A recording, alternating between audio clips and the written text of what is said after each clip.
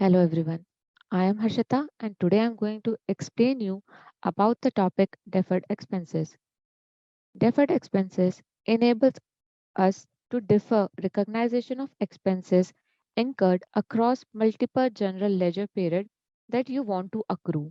By using multi-period accounting to create entries across more than one accounting period for a single accounting event. It's like you have incurred expenses today, but you want to defer that to the future period also. So by using this multi-period accounting concept, you can do the same. You can record the journal entry by using this multi-period accounting concept. Now here is the example. Like in basic accounting, the following table display the accounting for a prepaid expenses for a single accounting period. Like for the month of Jan, you debited prepaid expenses and credited the liability. But using multi-period accounting, you can record the transaction or you can defer this expenses up to the number of period you want to defer. Like in this example, if you want to defer the expense for 3 months for Jan, Feb, and March, you can record the same this entry by using the multi-period accounting. So this is how multi-period accounting works. Now, what are the steps we need to follow? First, we need to create an invoice, then validate the same.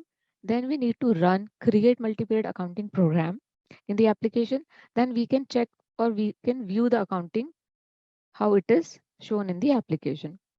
Now, moving forward, for creating an application, you need to first log into the application. Then from Navigator, go to Payables. Under Payables, go to Invoices. And from there to Task List, go to Task List and select Create Invoice. Then, while creating the invoice, after giving all the mandatory information required like supplier, supply site, amount, payment method, etc., when we are giving at the invoice lines distribution combination, you should give an account of the expense which you want to defer here. Like if you have incurred some software related expenses and you want to defer that, then select the account software, then select the account expense software here, right? Now, after that, we need to give the detail about the multi-period accounting. So for that, just go to from view, go to columns, and the columns go to show all. Then the tab of multi-period accounting will be shown here like this. Under this, give start and end date. This is the period from which up till which period you want to defer the expense. You can give start and end date here and give the account accrued expenses here. Under accrual account, give the account when you are giving the distribution combination and accrued expenses account. Like this multi-period accounting information we have given here. Then after that, giving all the information, just go to invoice action and validate this invoice. After validating the same, post the same to the ledger. So this is we are done with the invoice part. Now to run the multi-period program in this application, we need to go to the navigator again. Then from there, go to tools. Under tools, go to schedule processes. Then for search here for the create multi-period accounting and say OK. After that, this page will open.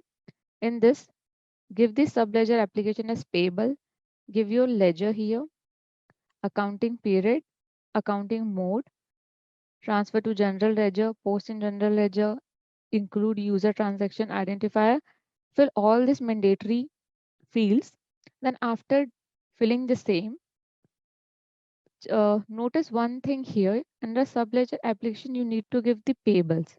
This is important to notice. Then after giving all this information, just click on submit here. After submitting, confirmation will be coming. So just say OK. And when this program will, or we can see that processes will run, the status should come succeeded here for all the four processes. And what are the four processes here? Create multi-period accounting, post subledger journal entries, post subledger journal entries, sub-processes, and create multi-period accounting execution report. This all the four processes status should come succeeded. After succeeded status, just click on this create period accounting execution report succeeded is coming. It's a hyperlink. Just click there, and under that you can see the log is coming here, attachment is coming. You can see the same, or you just go to output. Under output and delivery is there. You can see here all the information is coming, like create multi-period accounting execution report is coming, and stated is also coming, activated, or you can say successful here. After this, you can just click on republish. After clicking to the republish, you can see this page will occur of create multi-period accounting, and just export this file into HTML, PDF, RTF, PowerPoint, Excel, CSV file, whichever you required. I'm just showing how it is done in PDF. Just click on PDF and export the file in PDF. After that, you can see this or review the report which is generated here. So this was all about the deferred expenses. Thank you.